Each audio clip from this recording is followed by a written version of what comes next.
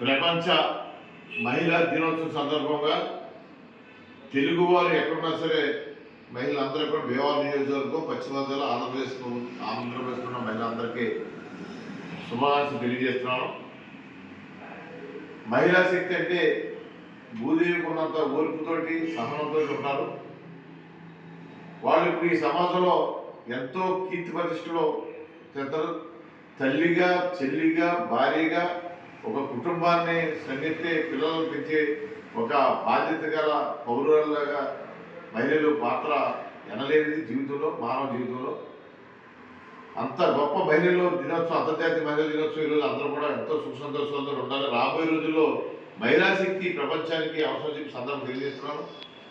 దానిలో భాగంగానే వాళ్ళు ఎంత ఉన్నత స్థానాన్ని తీసుకెళ్లారంటే, తెలుగుదేశం పార్టీ ఉమ్మడి ఆంధ్రప్రదేశ్లో పుట్టిన కానించి నందమూరి తారక రామారావు గారు స్థానిక సంస్థల్లో 50% మహిళలకి రిజర్వేషన్ కల్పించడం కానీ, ఆస్తిలో సమాన హక్కు కానీ, అలాగే చంద్రబాబు నాయుడు ముఖ్యమంత్రిగా ఒక దళిత మహిళని మన శాసనసభ స్పీకర్ చేయడం కానీ, అలాగే కేంద్రంలో నరేంద్ర మోడీ గారు ఒక షెడ్యూల్ తెగకు చెందిన మహిళని ద్రౌపది ముర్ము గారిని రాష్ట్రపతి చేయడం కానీ, అలాగే మన నర్సాపురం కోడలైనటువంటి మరి నిర్మలా సీతారామన్ గారిని ఆర్థిక శాఖ మంత్రి భారతదేశం నుంచి 9-10 బడ్జెట్ ప్రవేశపెట్టిన మహిళగా ఒక రికార్డు సృష్టించింది ఆవిడ.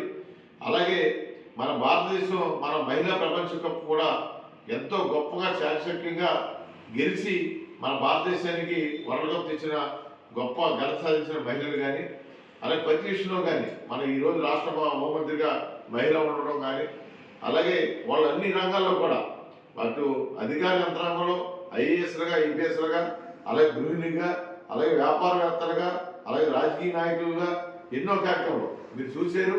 మొన్న 2022 జనవరి 26ని రిపబ్లిక్ సందర్భంగా ఆంధ్రప్రదేశ్ ప్రభుత్వం నిర్మించిన పరేడ్కి మన జంగారెడ్డి ఏఎస్పీ సుస్మిత గారు ఐపీఎస్ ఎంత చాకచక్యంగా ఆ దళానికి నాయకత్వం వహించారంటే, మహిళా యొక్క శక్తి ఎటువంటిది అనేది మనం ఈ సందర్భం గుర్తు చేసుకోవాలి.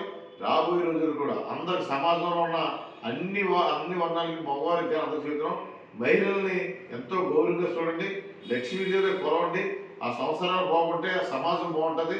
వాళ్ళందరినీ ముందుకు తీసుకెళ్ళగా చంద్రబాబు నాయుడు గారు, అక్కడ నరేంద్ర మోడీ గారు, పవన్ కళ్యాణ్ గారు, లోకేష్ గారు ఎన్నో కార్యక్రమాలు చేస్తున్నారు మహిళల కోసం. మనందరం కూడా దాంట్లో భాగస్వామి రాబోయే రోజుల్లో మహిళల్ని ముందు పెట్టి ఈ రాష్ట్రాన్ని, ఈ దేశాన్ని, ఈ సమాజాన్ని, ఈ కుటుంబాలని ముందుకు తీసుకెళ్లాలని చెప్పి సందర్భం తెలుసుకుంటాం. మరొకసారి అంతర్జాతీయ మహిళా దినోత్సవం సందర్భంగా వారికి శుభాకాంక్షలు తెలియజేస్తున్నారు.